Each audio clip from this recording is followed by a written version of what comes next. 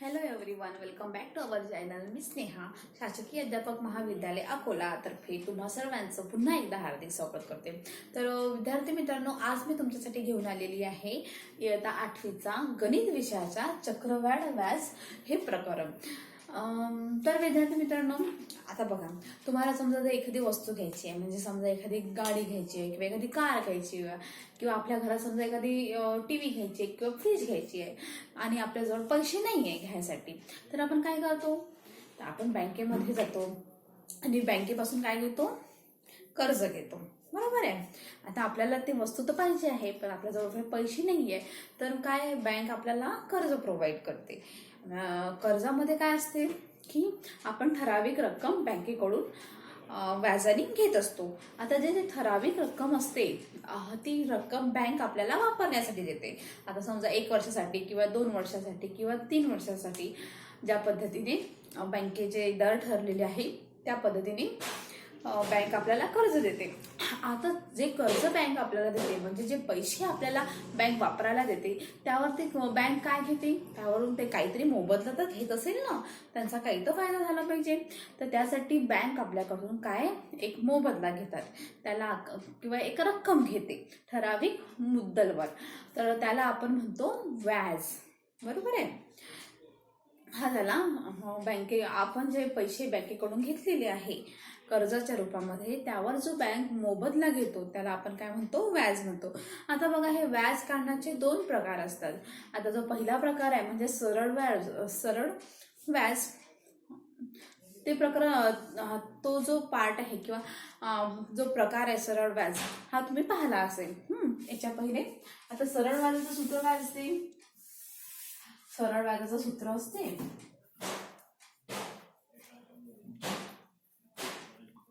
सरळ व्याज बरोबर I = PNR अपॉन 100 असं सूत्र असते ना. आता बघा, इथे P म्हणजे काय असते? P म्हणजे मुद्दल असते. मुद्दल म्हणजे तुम्ही किती रक्कम त्या बँकेकडून कर्ज घेत आहे. म्हणजे समजा तुम्हाला 10,000ची आवश्यकता असेल तर इथे P किती झालं? 10,000. आता N म्हणजे काय असते? N म्हणजे असते तुम्ही किती वर्षासाठी ती रक्कम बँकेकडून घेतलेली आहे, कर्ज म्हणून घेतलेली आहे. म्हणजे N झाला वर्षाची मुदत. आणि हा जो R असतो, R म्हणजे किती पर्सेंट व्याजाने, म्हणजे दसादसे व्याजाचा दर, म्हणजे किती पर्सेंटनी बँकेने तुम्हाला कर्ज दिलेलं आहे ते आपण कशाने दर्शवतो? R ने दर्शवतो अपॉन 100. या पद्धतीने आपण काय काढत असतो? सरळ व्याज. पण आता सरळ व्याज हा एक प्रकार झाला. पण जर एखाद्या व्यक्तीने बँकेकडून कर्ज घेतले, समजा एक राम आहे, त्यांनी बँकेकडून 10,000चे कर्ज घेतले. बरोबर आहे. आता 10,000चे कर्ज त्यांनी 1 वर्षासाठी घेतलं, तर 10,000वर व्याज किती निघेल त्याचं? तर 10,000वर समजा आता P आपली मुद्दल झाली 10,000, 1 वर्षासाठी घेतलं त्यांनी. N झाला मग 1 वर्ष. आणि किती पर्सेंटनी घेतलं? समजा 10%नी बँकेकडून त्यांनी लोन घेतलं. या पद्धतीने एक कट होऊन जाते. बरोबर आहे. म्हणजे व्याज किती आला? त्याला किती व्याज भरावं लागेल? सरळ व्याज किती भरावं लागेल त्याला? 1,000 रुपये सरळ व्याज भरावं लागेल. बरोबर आहे. हे कधी भरावं लागेल त्याला? सरळ व्याज या प्रकारामध्ये. म्हणजे त्याने समजा 1 वर्षासाठी व्याज घेतलं आणि त्याने 1 वर्षात जर ते व्याज फेडलं तर त्याला या पद्धतीचं व्याज आकारणी त्याच्या मुद्दलवर होणार. पण समजा रामनी कर्ज घेतलं 10,000 रुपये आणि त्याला मुदत मिळाली होती की 1 वर्षात बेटा तू हे कर्ज वापस कर. पण काही कारणास्तव समजा तो 1 वर्षामध्ये ते कर्ज वापस करू शकला नाही, तर मग काय होईल? बँक तर आपला जो मोबदला आहे, म्हणजे जे काही कर्ज व्याज आहे ते तर घेणारच आहे. बरोबर आहे. तर मग अशा कंडिशनमध्ये बँक जो काही व्याजदर लावतात त्याला आपण चक्रवाढ व्याज असे म्हणतो. काय म्हणतो आपण त्याला? चक्रवाढ व्याज. आता आपण चक्रवाढ व्याज कसं काढायचं ते आज आपण इथे शिकूया. हे तुम्हाला समजलं सरळ व्याज कसं काढतो.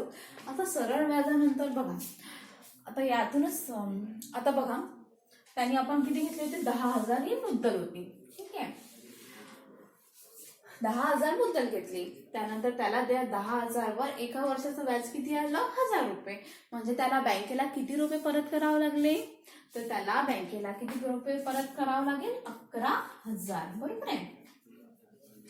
1,000 रुपये त्याने घेतली, 10,000 घेतली होती, त्यावर 1,000 रुपये व्याज. म्हणजे त्याला पूर्ण रास किती राहील त्याची? 11,000 रुपये बँकेला परत करावे लागेल.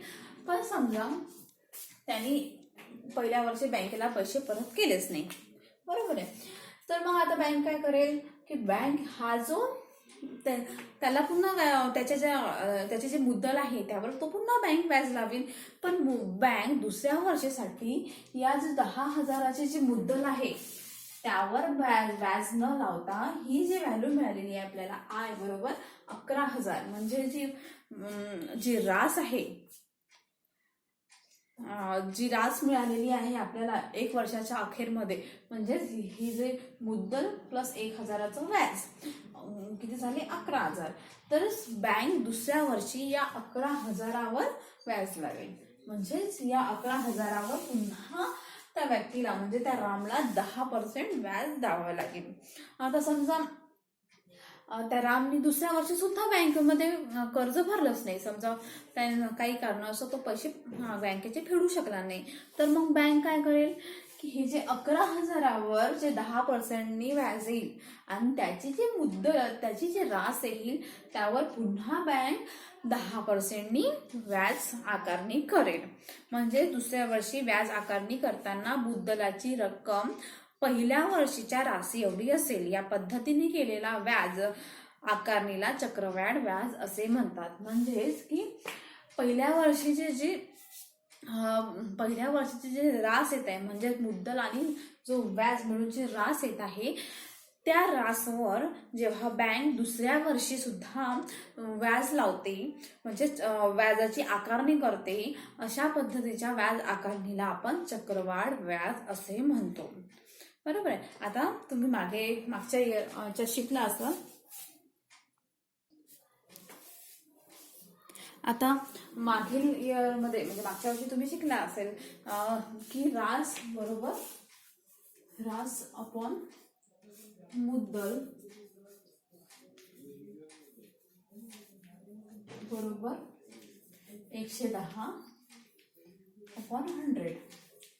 बरोबर आहे. आता समजा मुद्दल 100 रुपये घेतली आणि त्यावर आपण समजा 10 रुपये 10%नी समजा व्याज आकारलं, तर 100 रुपयावर व्याज किती येणार? 10 रुपये येणार. म्हणजे रास किती होणार?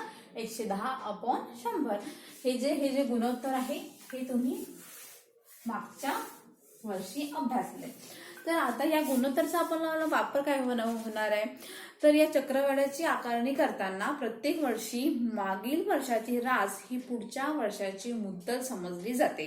आता चक्रवाढ व्याजमध्ये काय म्हटलं होतं आपण की जे मागच्या वर्षाची जी रास असते ती पुढच्या वर्षासाठी मुद्दल म्हणून समजली जाते. म्हणून व्याजे ऐवजी थेट रास काढणे सोयीचे ठरते. पहिल्या वर्षानंतर रास A1 होईल. पहिल्या वर्षानंतर रास किती होईल? A1 होईल. दुसऱ्या वर्षानंतर पहिली रास, मग दुसरी रास काय होणार? A2. तिसरी रास काय होणार? A3. तिसरी रास होणार A3. या पद्धतीने आपल्याला 3 वर्षानंतर रास काढायची आहे. आता प्रथम मुद्दल P आहे आपण असं समजू. ठीक आहे. आता मला सांगा पहिले, आता मुद्दल समजा P आहे, तर हे गुणोत्तर वापरून आपल्याला काढायचं आहे. आता बघा इथे काय रास म्हणजे काय असते? रास बरोबर आपण पहिल्या वर्षाचे रास किती राहील? A1 राहील. बरोबर आहे. आणि मुद्दल किती राहील? P. आणि इथे राहील 110. या गुणोत्तरचा वापर करून आपल्याला चक्रवाढ व्याजाचं सूत्र काढायचं आहे. तर आपल्याला P बरोबर काय येईल आपलं? तर आपल्याला समजा A1 पहिल्या वर्षासाठी, दुसऱ्या वर्षाचा जेव्हा आपण व्याज काढतो तेव्हा आपल्याला जी मुद्दल असते ते आपल्याला काय काढायचं असते? A1च काढायची असते ना, पूर्ण रासच काढायची असते. म्हणजेच काय होईल? पहिल्या वर्षासाठी A1 बरोबर P गुणिला 110 बाय 100.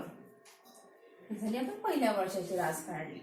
आता समजा आपल्याला दुसऱ्या वर्षाची रास काढायची आहे. तर आता दुसऱ्या वर्षाची रास म्हणजे काय असते?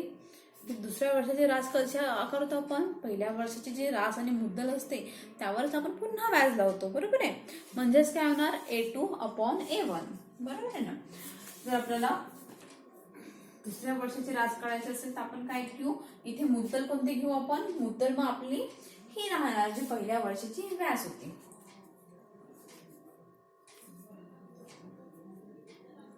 पहिले वर्ष, पहिले, आता इथं दुसरं घेते हा. आता दुसऱ्या वर्षासाठी मुद्दल काय राहील आपल्याला? आता दुसऱ्या वर्षाची मुद्दल म्हणजे काय राहील? पहिल्या वर्षाची जी रास आहे ती आपल्याला इथे दुसऱ्या वर्षाची मुद्दल राहील, बरोबर. P × 110/100. तर मग आता आपल्याला इथे काय करायचंय? A2 काढायचे, बरोबर आहे. आता A2 कसं काढू मग आपण? A2 बरोबर A1 × A2 बरोबर A1 × 110/100. आता A1 ची व्हॅल्यू तर आपल्याला माहित आहे. A1 ची व्हॅल्यू काय आहे? बघा इथे आपण काढलं होतं A1 ची व्हॅल्यू. A1 ची व्हॅल्यू काढली होतं आपण P × 110/100. मग आता A2 साठी आपण A2 ची व्हॅल्यू काढायची आपल्याला. तर A2 च्या व्हॅल्यू मध्ये आता A1 ची तर व्हॅल्यू पुट करायची. आता A1 ची व्हॅल्यू काय आहे? P × 110/100 गुणिला पुन्हा 110. बघा 110/100 ही झाली आपली A2 ची व्हॅल्यू. असंच आपण A3 ची सुद्धा व्हॅल्यू काढू शकतो, बरोबर आहे. आता मी A3 हा फॉर्म्युला इथं मोडून टाकते आणि इथे A3 ची व्हॅल्यू काढते. आता आपल्याला A3 ची व्हॅल्यू काढायची आहे, बरोबर आहे. तर मग आता A3 ची समजा व्हॅल्यू काढायची आहे. तिसऱ्या वर्षाची जी रास आहे म्हणजे तिसऱ्या वर्षी जेवढं आपण व्याज घेऊ किंवा आकारू त्याच्यासाठी काय होईल? तिसऱ्या वर्षासाठी जे दुसऱ्या वर्षाचं जे रास आहे, बरोबर आहे ना, ती मुद्दल राहील. म्हणजेच इथं काय लिहू आपण? A3 बरोबर A3/A2. A3/A2 = 110/100. आता आपल्याला A3 बरोबर, आता A2 ची व्हॅल्यू तर माहित आहे. A2 इकडे येईल, गुन्हा होईल ना A2 चा. तर A2 ची व्हॅल्यू आपल्याला काय माहित आहे? P × 110/100 × 110/100 आणि हे जे इथली पण 110/100 ही झाली A3 ची व्हॅल्यू. म्हणजे तिसऱ्या वर्षी आपल्याला किती व्याज द्यावं लागेल किंवा बँकेला किती परतफेड करावी लागेल हे झालं A3 ची व्हॅल्यू, बरोबर आहे. तर पहिल्या वर्षाखेर रास अपॉन मुद्दल हे गुणोत्तर यम आहे आणि P हे मुद्दल आहे असे मानले तर समजा आपण पहिल्या वर्षानंतर जे रास अपॉन मुद्दल, बघा रास अपॉन मुद्दल हे गुणोत्तर यम आहे, यम मानू याला, आणि आहे यम आहे, P हे मुद्दल आहे असे मानले तर वर्षाअखेर आपल्याला काय मिळेल? P × M. दुसऱ्या वर्षासाठी P × पहिल्या वर्षासाठी समजा. मग आता पहिल्या वर्षासाठी इथे हे रास काय म्हटलं आपण? की रास आपण यम मानलं आणि P काय? P बरोबर मुद्दल घेतली. तर मग आपल्याला पहिल्या वर्षासाठी काय मिळणार? रास अपॉन P. रास म्हणजे P × M, बरोबर आहे. P × M दुसऱ्या वर्षासाठी होईल आपल्याला. आता बघा दुसऱ्या वर्षामध्ये काय झालेलं आहे? 101/100 × 101/100 काय येत आहे? डबल येत आहे, बरोबर आहे. 2 वेळा येत आहे. मग आपण A2 साठी काय लिहू शकतो आपण?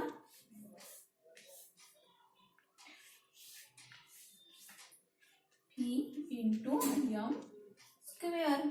बरोबर आहे ना. इथे डबल आहे ना म्हणजे M² झालं. आता A3 साठी काय होईल? इथे A3 साठी होणार P × M³ ही झाली तिसऱ्या वर्षासाठी रास आणि मुद्दलची व्हॅल्यू. म्हणजे तीनदा आलेला आहे 101, 101, 101. म्हणजेच काय लिहू शकतो आपण? P × M3. आता आता बघा,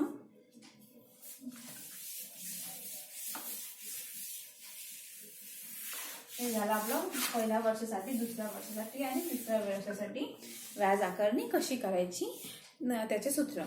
तर आता समजा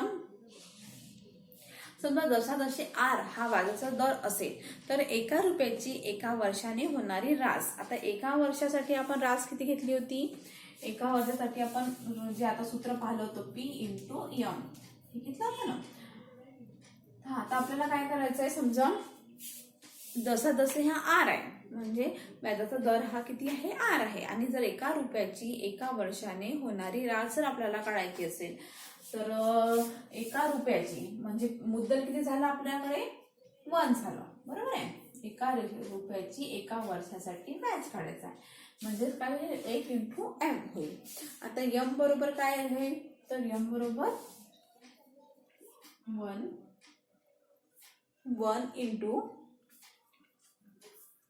100 बघा, PM × 1 × 100 प्लस R अपॉन किती होईल?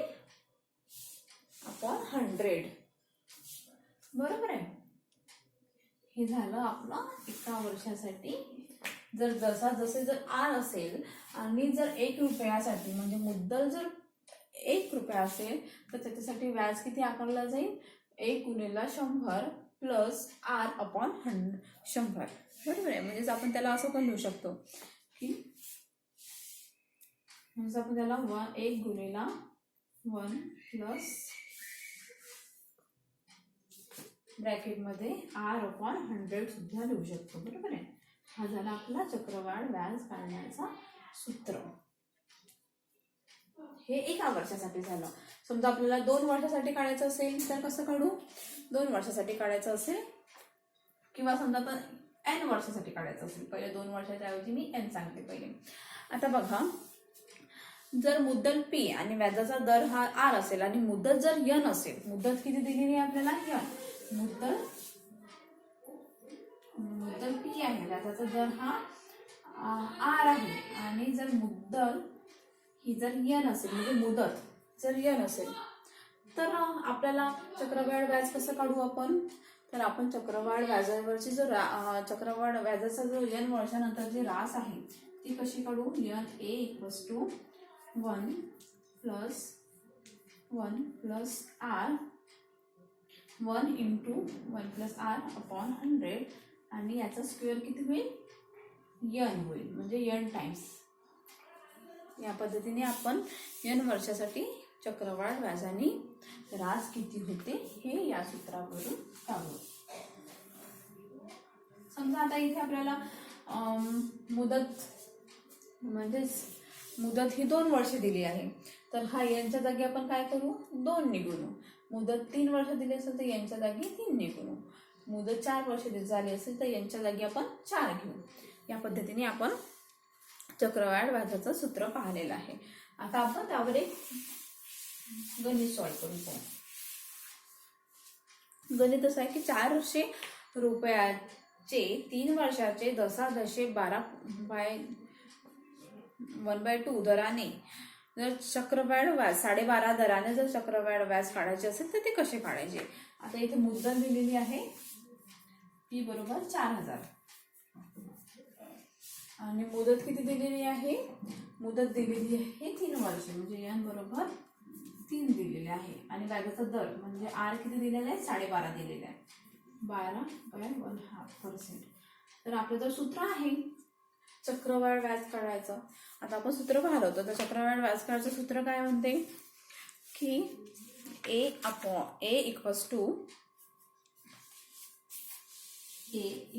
काय आहे? P इन ब्रॅकेटमध्ये किती? 1 प्लस R अपॉन 100 आणि इथे n. हे आपलं सूत्र आहे चक्रवाढ व्याज काढायचं, बरोबर आहे. आता इथे आपल्याला याच्यात व्हॅल्यू पुट करायची आहे. आता बघा इथे घेते मी A. आता P किती दिलेला आहे आपल्याला? 4000. P बरोबर आपण 4000 घेऊ. ब्रॅकेटमध्ये 1 प्लस आता R किती दिलेला आहे? R दिलेला आहे आपल्याला 12.5. 12.5 म्हणजेच आपण त्याला काय लिहू शकतो? 12.5 म्हणजेच 12.5 लिहू शकतो, बरोबर आहे. म्हणजेच इथे 12.5 अपॉन 100. आता हे किती वेळा दिलेलं आहे, यांची व्हॅल्यू दिलेली आहे 3 वेळा या पद्धतीने. तर आता आपल्याला हा ब्रॅकेट किती वेळा घ्यावा लागेल, हा ब्रॅकेट आपल्याला 3 वेळा घ्यावा लागेल, बरोबर आहे. किंवा समजा आपण या पद्धतीने आपल्याला हे 4000 समजा 100 केले प्लस 12.5 अपॉन 100 इंटू 3.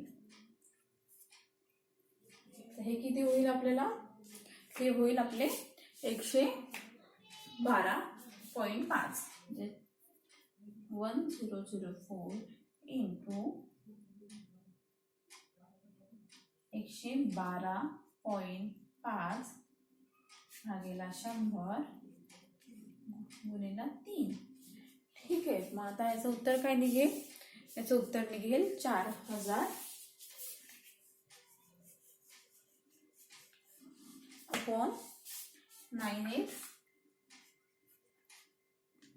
तर याला भाग दिला इथे, तर हे 98 असं निघून याचा आपण क्यूब करू शकतो.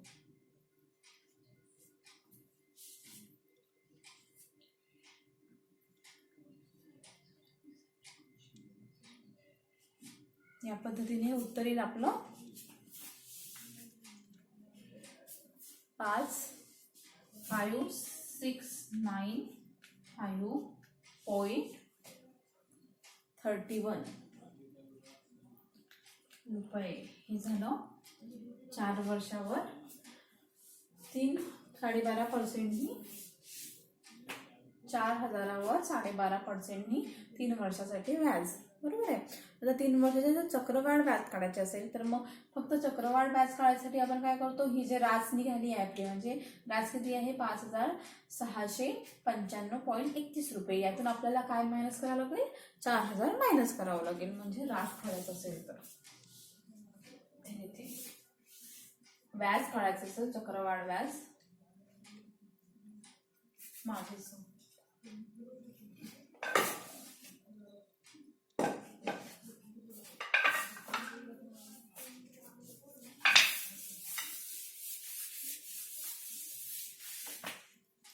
आता बघा, चक्रवाढ व्याज काढायचं आहे तर आपल्याला काय करावं लागेल, रास मधून काय मायनस करावं लागेल, रास मायनस मुद्दल.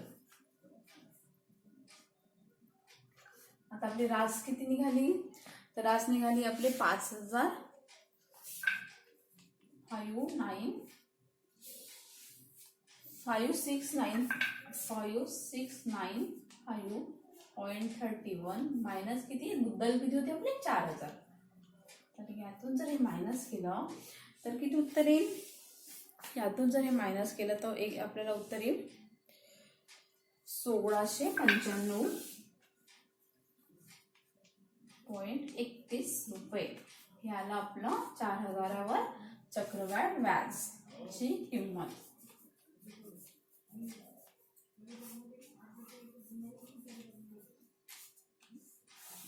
बरोबर आहे. म्हणजेच या सूत्राचा वापर करून आपण इथे चक्रवाढ व्याज काढलंय. आता तर विद्यार्थी मित्रांनो, आता पुन्हा आपण एक तुम्हाला मी याच्यावरचे जे काही प्रश्न आहे ते गृहपाठमध्ये होमवर्क म्हणून दिलेले आहे, ते बघून घ्याल. आणि जर तुम्हाला माझा व्हिडिओ आवडला असेल तर व्हिडिओला लाईक करा आणि आमच्या चॅनलला सबस्क्राईब करा. धन्यवाद.